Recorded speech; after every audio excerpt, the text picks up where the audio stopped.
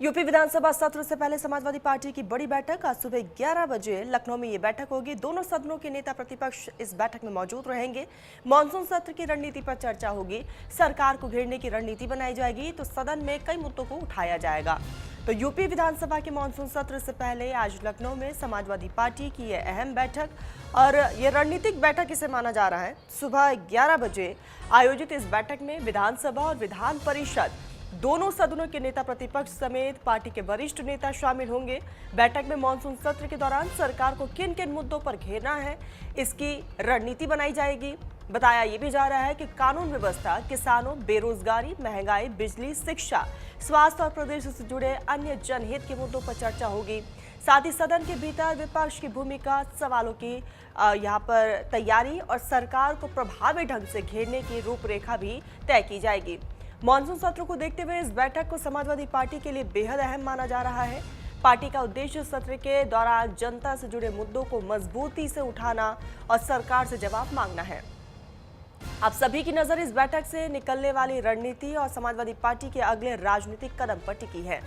तो आज सुबह 11 बजे ये बैठक बुलाई गई है क्योंकि दोनों सदनों की शुरुआत होने वाली है। विधान परिषद और विधानसभा के नेता प्रतिपक्ष भी इसमें मौजूद रहने वाले। इस बैठक में आलोक सहयोगी जुड़ चुके हैं लाइव। आलोक, विधानसभा सत्र की शुरुआत से पहले आज जो 11 बजे बैठक होने जा रही है, बेहद अहम माना जा रहा है ये बैठक, क्योंकि विपक्ष इस बैठक में आगे की रणनीति तय करेगा। बिल्कुल तरह कल से विधानमंडल दल का जो सत्र शुरू होगा उससे पहले राजनीतिक तरीके से रणनीति बनाने की तैयारी शुरू हो चुकी है, चाहे वो सत्ता पक्ष हो या फिर विपक्ष हो। फिलहाल समाजवादी पार्टी की लगभग 11 बजे बैठक होगी। इस बैठक में दोनों सदनों के, विधानसभा विधान परिषद दोनों सदनों के नेता शामिल होंगे। जो विपक्ष के नेता हैं वो शामिल होंगे, साथ ही उनके अहम बड़े नेता भी शामिल हो सकते हैं जो उनको रणनीति पर चर्चा करके ये सीख दे सकते हैं कि सदन में किस तरह से सत्तारूढ़ दल यानी भारतीय जनता पार्टी को घेरना है, सरकार को घेरना है। तमाम ऐसे इसमें ज्वलंत मुद्दे उत्तर प्रदेश में जिसकी चर्चा उस बैठक में हो सकती है। शिक्षा, बेरोजगारी, पेपर लीक, हवा चोरी, तमाम ऐसे मुद्दे हैं, खाद की किल्लत, ऐसे मुद्दों को लेकर तो चर्चा हो सकती है जिसको सदन में घेरने की तैयारी करेंगे समाजवादी पार्टी सत्तारूढ़ दल के। वही आज बैठकों का दौर लगातार जारी रहेगा और भी कई बैठकें होनी है। फिलहाल राजनीतिक दृष्टिकोण से आज समाजवादी पार्टी की बैठक अहम मानी जा रही है क्योंकि महज 4 दिन चलेगा ये सदन। इस सदन में अनुपूरक बजट भी पेश होना है, तो समाजवादी पार्टी इस बात का भी खाका खींचने का प्रयास करेगी कि इससे पहले जो मूल बजट जारी हुआ था उस बजट में किन किन विभागों के पास कितना पैसा रह गया है ताकि ये अनुपूरक बजट की आवश्यकता पड़ी है। विपक्ष इस बात पर भी जोड़ने का पूरा प्रयास करेगा कि सरकार ने हमें मूल बजट का पैसा नहीं खर्च करता लेकिन अनुपूरक बजट ला रहे हो। जाहिर सी बात है कि चूंकि चुनावी साल है और समाजवादी पार्टी कोई भी कसर नहीं छोड़ना चाहती सत्तारूढ़ दल को कटघरे में खड़ा करने के लिए, और यही कटघरे में खड़ा करने के लिए सदन में भी पूरा प्रयास किया जाएगा। फिलहाल बैठक के बाद जो निकल कर सामने आए कि मुद्दों पर चर्चा हो, लेकिन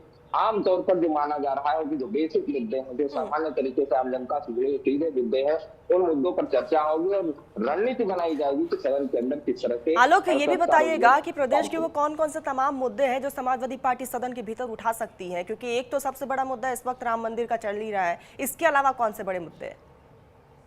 ठीक है, राम मंदिर चावा चोरी का मुद्दा तो प्रमुख टाइप से रहेगा। उसके साथ ही लीक, पेपर लीक के बाद जो जंतर मंतर पर हुआ था वो भी मुद्दा यहाँ पर प्रमुख रूप से उठाया जाएगा समाजवादी पार्टी की तरफ से। साथ ही समय जो बेरोजगारी, पेपर लीक और भी जो विभागों के पेपर लीक है, भर्तियों की बात है, रोजगार देने की बात जो सरकार ने किया था उससे कितना अमल किया, साथ ही साथ कुछ लोगों पर अभी कार्रवाइयां भी हुई है, उसको भी लेकर समाजवादी पार्टी उसमें उठा सकती है। तो शिक्षा, बेरोजगारी, किसान, नौजवान, पहलवान, तमाम ऐसे मुद्दे हैं। बिल्कुल आलोक, कुल मिलाकर विपक्ष की तरफ से खास रणनीति को तैयार किया जाएगा। बने रहिएगा, होंगे मैं आपके पास। लखनऊ में आज अहम सर्वदलीय बैठक बुलाई गई है। विधानसभा सत्र की रणनीति इस पर तय होगी। शांतिपूर्ण सदन चलाने पर सहमति बनेगी। विधानसभा के अध्यक्ष करेंगे बैठक की अध्यक्षता।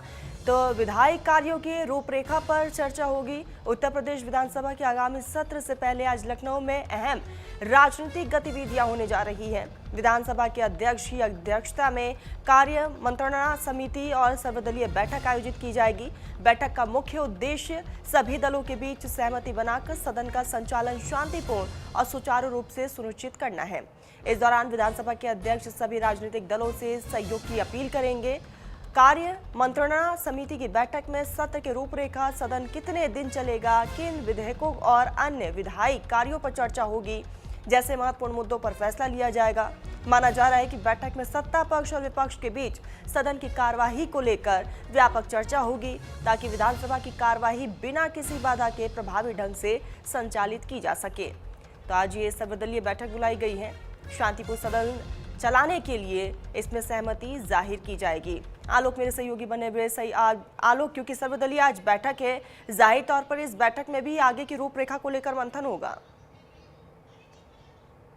जी बिल्कुल सदन जैसे परिपाटी रही है, सदन शुरू होने से पहले वो परिपाटी को पूरा किया जाएगा। आज जो है सबसे पहले कार्य मंत्रणा समिति की बैठक होगी जिसमें इस बात पर मंत्रणा की जाएगी कि किस तरह से सदन की कार्यवाही को चलाना है और किसके दिन क्या क्या कौन सी कार्य प्रणाली की जाएगी, कितने जो है प्रश्न रखे जाएंगे, कितने उपनिवेश होंगे, कितने कोई संशोधन तो नहीं है किसी में, वो रखा जाएगा, बजट किस तरह से रखा जाएगा। इन तमाम ऐसे विषयों पर चर्चा होगी जिसमें नेता प्रतिपक्ष भी होंगे, नेता सदन मुख्यमंत्री योगी आदित्यनाथ भी होंगे। उसके बाद जो है सर्वदलीय बैठक भी आउट की गई है। दोनों बैठकों को एक साथ जोड़कर देखा जा सकता है क्योंकि सर्वदलीय बैठक इसलिए भी महत्वपूर्ण हो जाती है कि जब सभी दलों के नेता, लगभग इसमें उत्तर प्रदेश विधानसभा में 9 दलों के नेता रहेंगे, उसमें मौजूद रहेंगे, सभी आपस में बैठकर इस बात पर चर्चा करते हैं कि सदन की कार्यवाही कैसे की जाए, ज्यादा से ज्यादा जनहित में जो मुद्दे हैं उनको उठाया जाए, उन पर चर्चा हो, सदन की कार्यवाही अनवरत चलती रही, कोई व्यवधान उत्पन्न न हो। ये परिपाटी रही है। इस परिपाटी के तहत ये सर्वदलीय बैठक भी होती है। सर्वदलीय बैठक में आज जो है मुख्यमंत्री योगी आदित्यनाथ की बैठक की अध्यक्षता करें, साथ ही साथ जो विधानसभा अध्यक्ष हैं वो भी मौजूद रहेंगे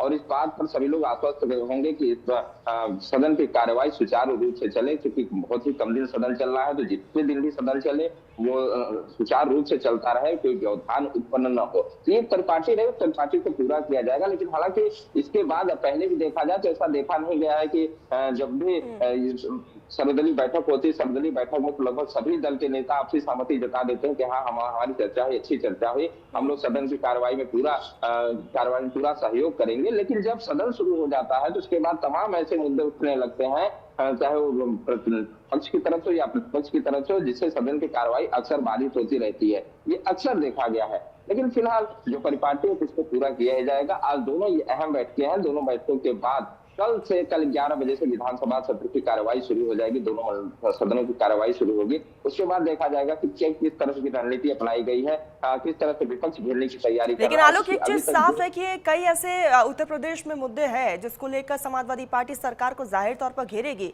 आने वाले समय में विधानसभा चुनाव भी है, इसको भी ध्यान में रखते हुए ये सत्र बेहद अहम हो जाता है।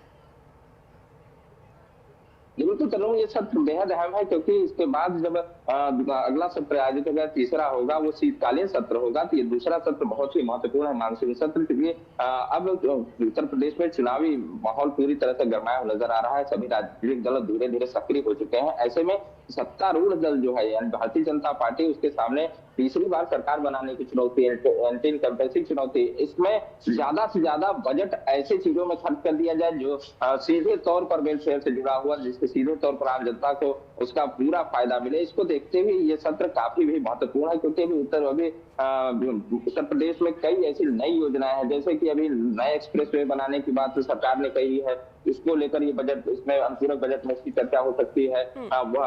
वकीलों के लिए जो है कैशलेस इलाज की सुविधा के लिए भी बजट का प्रावधान हो सकता है। तो ऐसे कई वेलफेयर से जुड़े हुए सीधे मुद्दे हैं जो अनुपूरक बजट में लाए जाएंगे।